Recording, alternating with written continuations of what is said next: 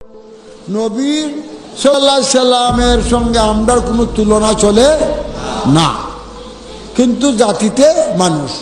আমার নবী মানুষ ছিলেন, তবে আমার আর আপনার মতো সাধারণ মানুষ নয়, তিনি অসাধারণ মানুষ। তিনি যদিও মানব গোষ্ঠীর অন্তর্ভুক্ত, তিনি যেন তেন মানব নন, তিনি মহামানব। নবী সাল্লাল্লাহু আলাইহি সাল্লামের সঙ্গে আমরার কোনো তুলনা চলে না, কিন্তু জাতিতে মানুষ, কিন্তু জাতিতে মানুষ।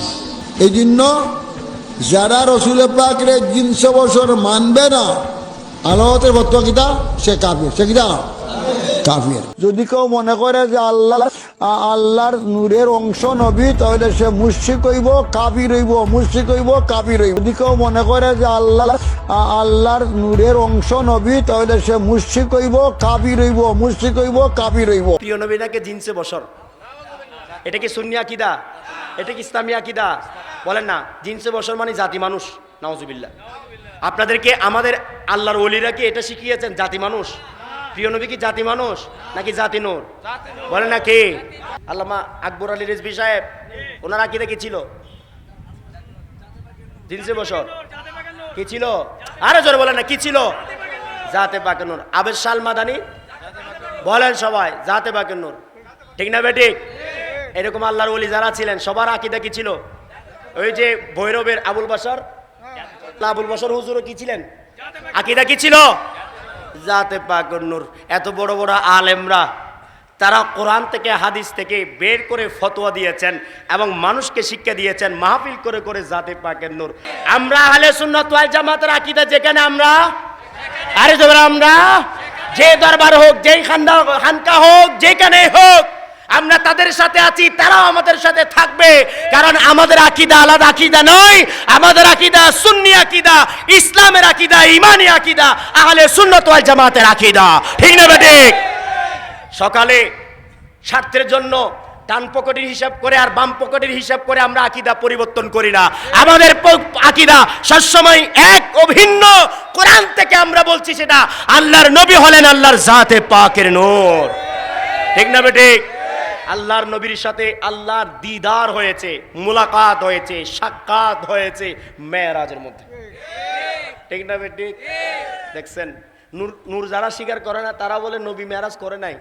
নবীর মেরাজ হয়েছে জিবরিল আলাইহিস সালামের সাথে। নাউজুবিল্লাহ বলেন না। আপনি এত চিন্তা করার দরকার নাই তো, আপনাদের এলাকার কথা বলছি। মাশাআল্লাহ, আমার মুরব্বীরা এখনো তেজ আছে। এই যে দুইজন দেখতে পাচ্ছেন আপনারা, এখন আকীদার কথা বললে আমার থেকে ওনারা ভালো বলতে পারবেন। আলহামদুলিল্লাহ বলেন না?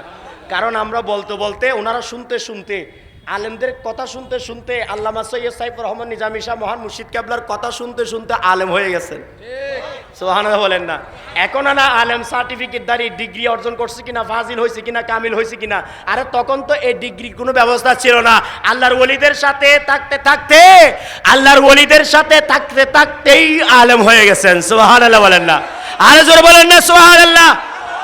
আপনারা আসেন, কত বড় বড় আলেম আছেন। আমরা বসবো না, আমাদের এই দুইজন মুরব্বীর সামনে আকীদা নিয়ে বসেন।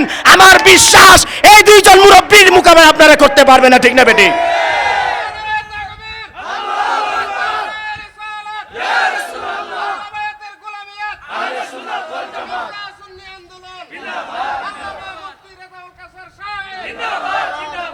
যারা প্রিয় নবীকে জাতে পাকের নূর মানে না, তারাই বলে আল্লাহর সাথে আল্লাহর নবীর দিদার হয় নাই।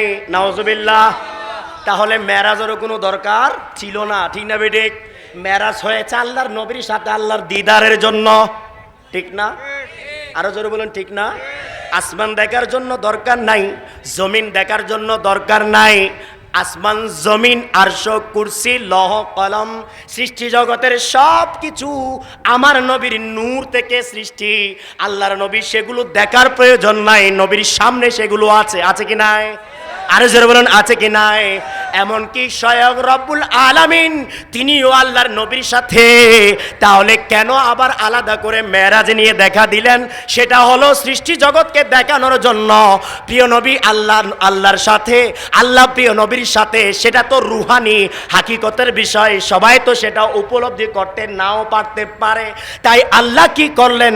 আল্লাহর নবীকে সৃষ্টি জগৎকে সাক্ষী রেখে প্রমাণ দিয়ে দিলেন, ও সৃষ্টি জগৎ তোমরা দেখো, তোমাদের সাথে নয়, সরাসরি আমার কোনো সম্পর্ক হলে সেটা আমার নবীর সাথে, আর তোমাদের সাথে আমার নবীর মাধ্যমে সম্পর্ক।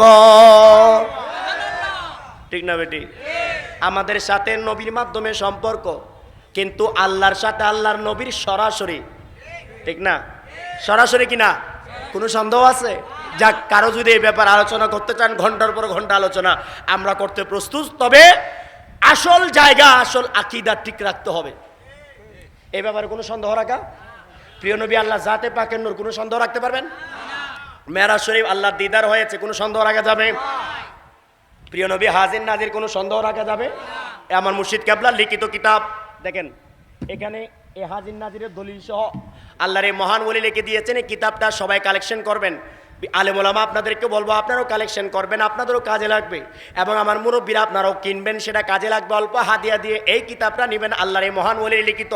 তিনি খুব সুন্দর যৌক্তিক আলোচনা করেছেন, দালিলিক আলোচনা করেছেন, যেগুলো আমাদের ব্রেন খুলে দিবে, আলোচনা করতে বলতে সহজ করে দিবে। তাই কিতাবটা সবার কালেকশন প্রয়োজন। প্রিয় নবী হাজির নাজির, কোনো সন্দেহ? প্রিয় নবী গায়েব দাতা, প্রিয় নবী গায়েবের সংবাদ দাতা নয়, প্রিয় নবী হলেন গায়েবের মূল। সুবহানাল্লাহ বলেন। প্রিয় নবী গায়েবের মূল। সংবাদদাতা তো অনেকে থাকতে পারে।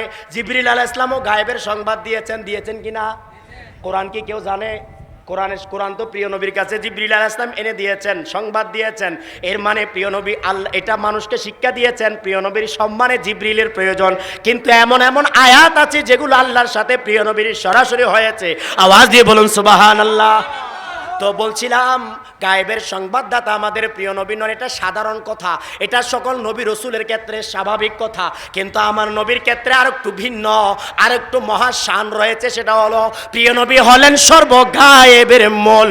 সকল গায়েবের মূল হলেন আল্লাহ। সে আল্লাহকে আল্লাহর নবী দেখেছে। ঠিক না বেঠিক? প্রিয় নবী গায়েবের মূল, এই আকীদা আমাদেরকে বিশ্বাস রাখতে হবে। এরপরে আরেকটা বিষয়, একটু আগে যে সালাতু সালাম বললাম, এই সালাতু সালাম সাধারণ কোনো আমল নয়, ঈমানদারের জন্য সেটা ঈমানি ফরজ। আল্লামা কাজী আয়াস রহমাতুল্লাহ আলাইহি শেফা কিতাবের মধ্যে, শেফা কিতাবের পাবলিসিটি মাশাআল্লাহ, অনুবাদ করে করে ধান্দার জন্য, কিসের জন্য?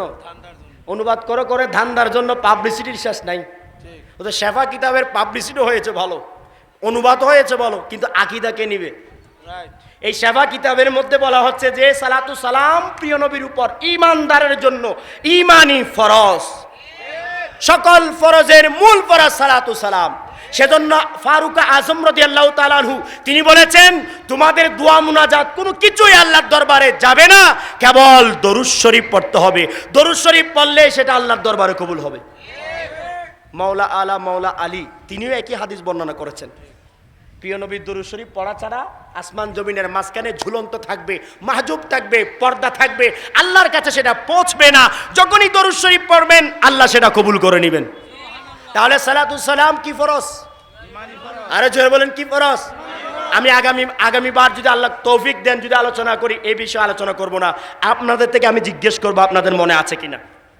কারণ অনেক আলোচনার পাঠ আমার রয়ে গেছে, সবসময় একই আলোচনা করতে আমারও ভালো লাগে না। কিন্তু গত বছরও এই আলোচনার কাছাকাছি আলোচনা আমি করেছি, হয়তো আপনারা অনেকেই জানেন বা অনেকে জানেন না।